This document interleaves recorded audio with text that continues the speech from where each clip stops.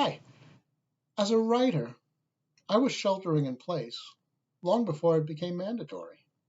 Other than a few research trips to libraries and bookstores, it's right here in my home office where I come up with all my brilliant ideas. Type everything right into my computer.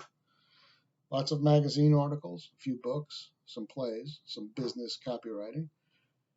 But that doesn't mean that life is the same for me now or my wife. She used to teach cake decorating classes right here in our home. She can't do that now. Things have changed.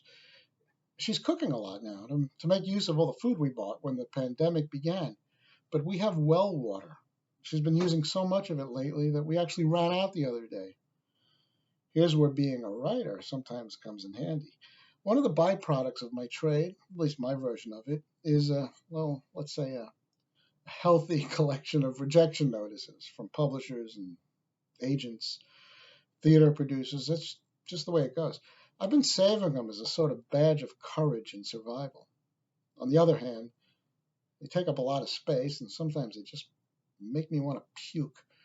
So here's what I decided to do. First, my wife and I conserve water by not using plates or the dishwasher that you need to wash them.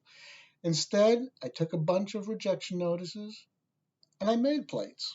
Let's see if I can show you what I did. Here's a plate made out of rejection notices from St. Martin's Press and Farrar, Straus and Giroux and Theater 3 and a few others. Pretty sturdy, holds a lot of food, and then we just throw it out afterwards.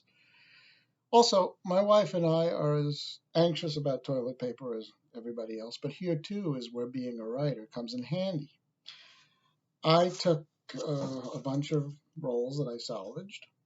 I took a bunch of rejection notices and strung them together, and here's our toilet paper made from a Soho Press rejection notice, Better Homes and Gardens rejection notice, Warner Books rejection notice.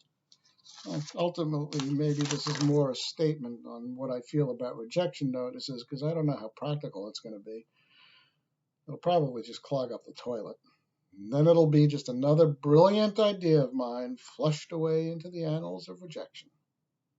That's my report. I'm Joel Sandberg.